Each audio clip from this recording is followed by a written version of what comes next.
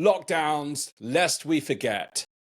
Special powers don't go away easily, they are not temporary, and they will not be surrendered. Everything we give the government our permission to do, they will do for the foreseeable. It was 4 years ago on Sunday in March 2020 that Boris Johnson declared a lockdown would be implemented, stopping people from gathering, shutting down schools, preventing businesses from opening, stopping travel, in order, of course, to slow the spread of the virus. Now, most governments across the globe acted in lockstep to pursue these authoritarian or rather dystopian policies in response to COVID. Now, this created the single most significant blanket interference to our collective and individual liberties that we have seen in modern times, locking us down, putting populations on house arrest, social distancing, closing schools, shutting businesses, sealing borders shut, banning gatherings, and enforcing various mandates, from mask mandates to vaccine mandates. And millions of people around the world were forced to live in these conditions to protect against a virus that only ever posed a very serious threat to a small minority of people. Now, this was clear, believe it or not, in the data from the very outset. So what went wrong? How was it that we were locked down, shut in, and had our human rights eroded? Meanwhile, the governments amassed greater powers. Our livelihoods were destroyed. The well-being of our citizens and the economy were devastated due to these fear-based, disproportional responses to the virus.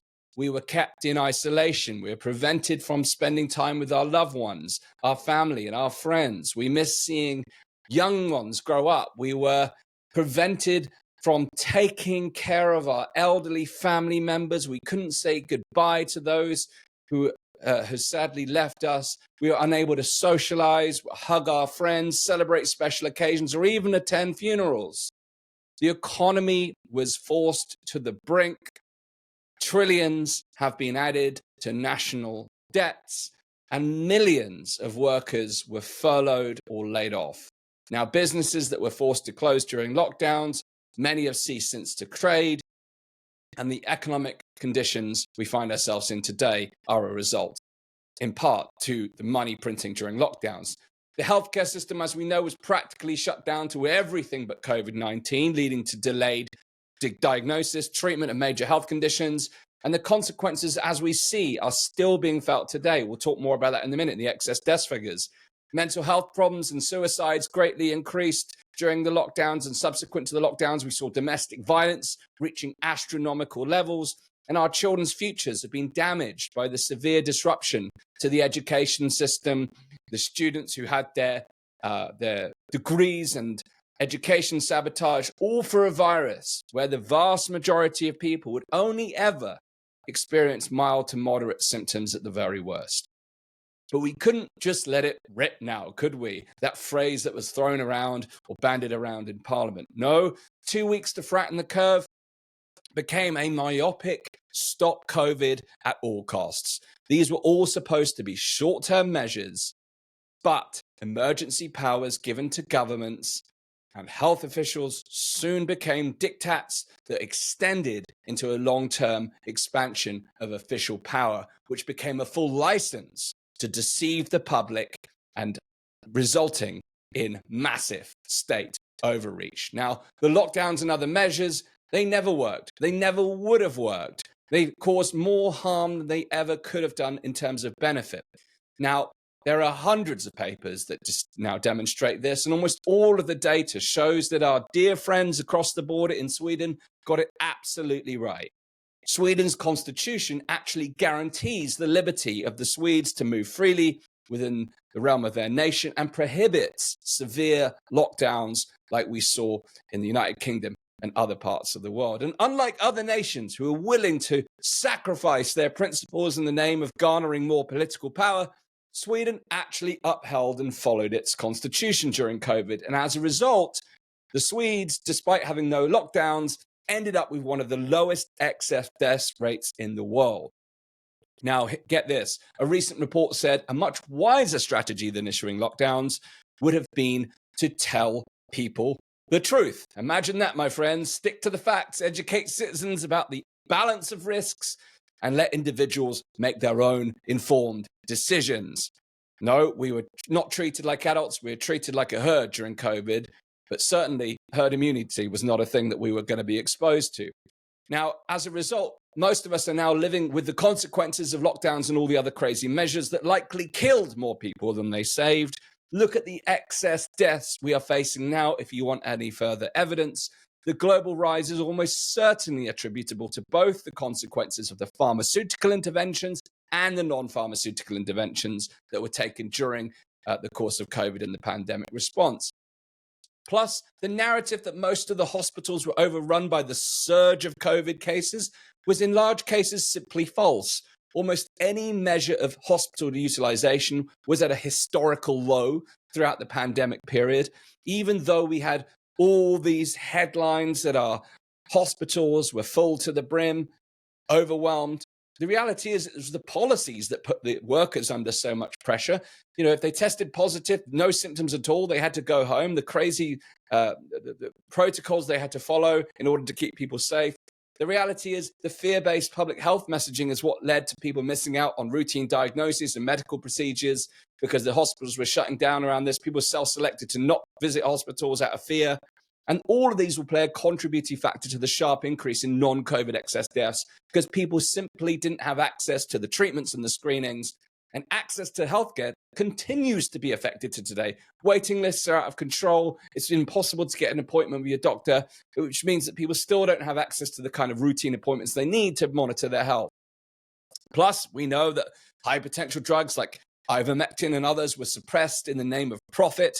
People's lives could have been saved, but a single-minded, perhaps psychotic vaccine campaign washed away any hope of getting repurposed drugs approved. And of course, as we know then, and we definitely know now, government and health officials collaborated with big tech, oligarchs, news media, corporations, and even scientific journals to suppress and censor critical views on COVID and the pandemic response.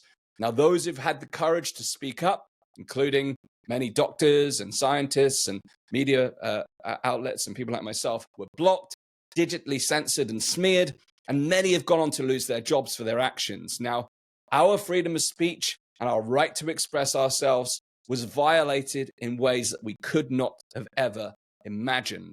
And now our right to privacy has been compromised by the emergent surveillance state that began during COVID and continues to grow momentum. And the public health establishment is fashioned in the authoritarian model of the state that began during COVID. Now, the fear that was intentionally stoked and amplified, which overlaid enormous social, economic, educational, and health harms upon our society, have permeated every part of our life. And the worst part is that our children were the hardest hit. A recent study, the most comprehensive study of its kind, found that teenage boys were the hardest hit during COVID lockdowns, with their mental health failing to recover despite the return to normality. The study found that while both sexes had an immediate decline in their mental health, it was boys that did not experience a natural improvement in mental well-being that usually comes with maturation into the teenage years. So we literally have people who have had their growth, their mental, psychological, emotional growth stunted. Not only this, babies and children appear to have suffered developmental setbacks due to lengthy periods of isolation. Even after the newborns left the socially distanced hospital wards, family members, grandparents were kept at an arm's length or even further away. Playgroups and playgrounds were shut, nurseries were closed down, interactions with other children were limited. And even when children did get the chance to be around other humans, most of the faces they saw were partially covered by masks. We wouldn't know the long-term consequences. We won't know the long-term consequences of these things for years to come, but it's clear the kids have been hit hardest. And what's more, not only has people's livelihoods been impacted, people have been impacted dramatically financially. Billions are worse off thanks to the relentless money printing and the subsequent inflation. The world over, hundreds of millions of people have been plunged into extreme poverty by so-called anti-COVID measures. Lockdowns doubled global child poverty. Again, children feeling it from every angle. Drugs, depression, suicide, all up. Prosperity, happiness, freedom, down. But sadly, this is not the story that most will remember because of the way that the government and the media cooperated to manipulate and psychologically influence people by misrepresenting the facts to keep people suppressed in fear. Let us not forget the behavioral science campaigns, the nudge campaigns, and everything else that happened to keep people in compliance. Now, despite all of the scientific evidence now available that shows that COVID never was the all-encompassing deadly virus that people were led to believe, lockdowns, school closures, and mandates were catastrophic errors pushed by remarkable further by public health authorities at all levels. All signs show that governments and health authorities have not only failed to acknowledge the error of their ways, but they are likely to use the same techniques and templates all over again because now they know they can get away with it. Everything from the Orwellian police raids for private actions on one's own private property to the increasing snitch culture and the promoting of fear and resentment of your neighbors not only became normalized during COVID, but actively encouraged. COVID was a test, and sadly, most people failed. But fortunately, some of us will never forget. And this time, or next time, we will be ready.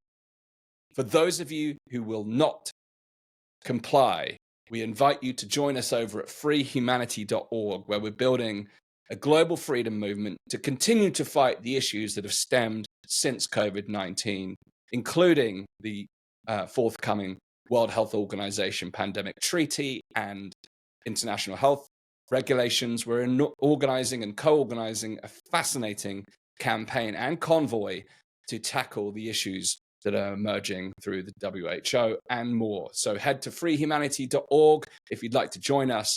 My name is Astin-Gregory. Thank you for tuning in today, and I'll see you again very soon. This has been Lockdowns, Lest We Forget. Let's make sure that we don't.